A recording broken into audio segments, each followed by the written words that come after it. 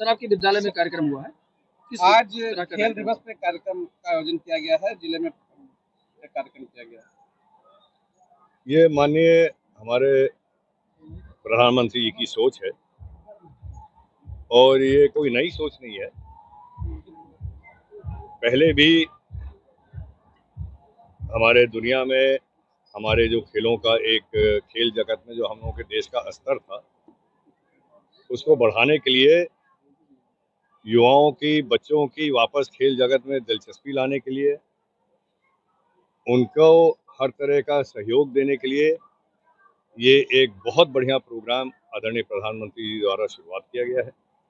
आज उसी का उद्घाटन है। ब्लॉक स्तर से लेके जिला स्तर तक और उसके बाद प्रदेश और राष्ट्रीय स्तर तक यहाँ के बच्चे जो खेल कूद में आगे रहते हैं, वो उनको आगे बढ़ाने का एक बहुत बड़ी योजना है।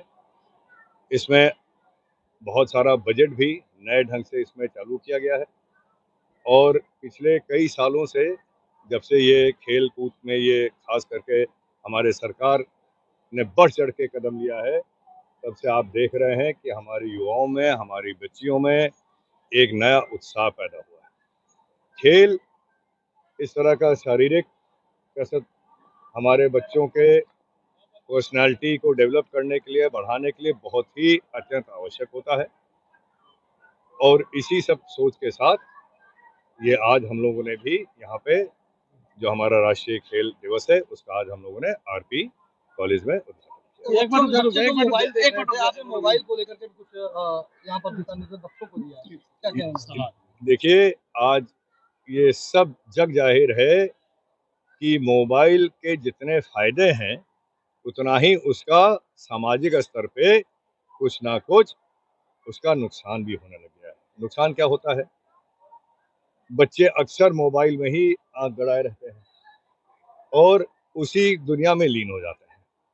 हम लोगों को सबको ये जरूरत है कि हम लोग थोड़ा आत्मचिंतन के लिए समय निकालें, थोड़ा अपने परिवार के लिए समय निकालें, थोड़ा सामाजिक रूप से अपने साथियों के बीच में उठना बैठने का समय निकालें, उनके साथ थोड़ा जहाँ भी आपके पास अगर कोई पार्क हो, फील्ड हो, जगह हो, मैदान हो, तो जैसे पहले हम लोगों के समय में हम देखते थे कि बच्चे कुछ नहीं तो पार्क में बैठे हैं, दौड़ रहे हैं, खेल कूद कर रहे हैं, छोटी सी गेंद लेके दौड़ाए हुए हैं, लेकिन आजकल धीरे धीरे ये सब विलुप्त हो रहा है।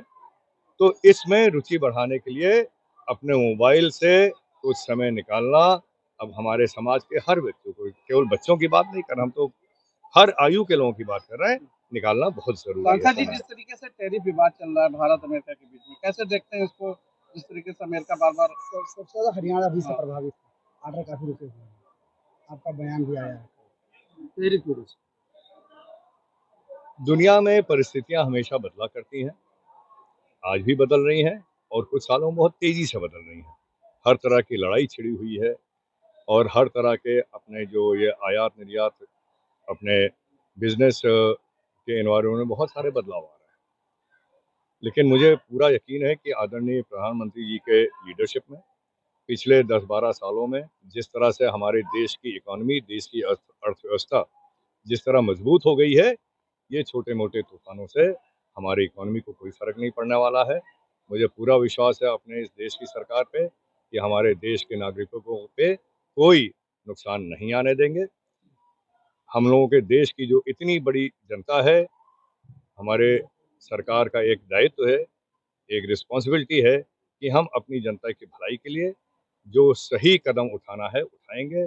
जहां हमें अच्छा मार्केट मिलेगा अपने देश के लिए, वहां से उस मार्केट को हम लोग अप्रोच करेंगे और हर तरह की अलग मजबूती भी हम लोग आपस में साथ चल के लेंगे। हम लोगों के देश ने, हमारे माननीय प्रधानमंत्री जी ने, हमारे माननीय एक्सटर्नल अफेयर्स मंत्री हैं, विदेश मंत्री जी ने, इतने सालों में उनकी मेहनत का एक नतीजा है कि बहुत सारे देश अब हमारे साथ जुड़ गए हैं। बहुत सारे हमारे दक्षिण जो ग्लोब है, साउथ ग्लोब के देश हम लोगों को अपना लीडर मानते हैं और उनके साथ हम लोग और मजबूती से उनके साथ जुड़ाव करके हम लोग आपस की आर्थिक मजबूती को और आगे बढ़ाएंगे। सर, आप विदेश मंत्री हैं, सबसे अधिक रूस ने वीटो का प्रयोग भारत को बचाने के लिए किया है। संयुक्त राष्ट्र संघ की स्थापना से लेकर के रसिया ने हमेशा भारत के साथ खड़ा रहने का काम किया है। 2014 में परिस्थिति बदली, भारत के प्रधानमंत्री ने अमेरिका को साधने की कोशिश की, नतीजा क्या मिला? भारत की जनता जानना चाहती है कि रसिया को छोड़ के अमेरिका को क्यों साधा गया? हमको नतीजा मिला टैरिफ। देखिए, आज आप टैरिफ की बात कर रहे हैं, लेकिन बात यहीं से नहीं शुरू होती है। इसके पहले भी हम लोगों का जो ट्रेड बैलेंस है वो बहुत हमारे फेवर में है। हम लोग जितना अमेरिका से खरीदते नहीं थे, उससे कहीं ज़्यादा हम लोग अमेरिका को एक्सपोर्ट करते थे।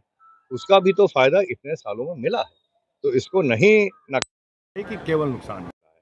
हम लोग को फ़ायदा भी मिला है। दुनिया में, देशों में सरकारें बदलती हैं, उनका नज़रिया बदलता है, उनकी पॉलिसीज़ बदलती हैं। कोई चीज़ अस्थायी नहीं है आज की तारीख में।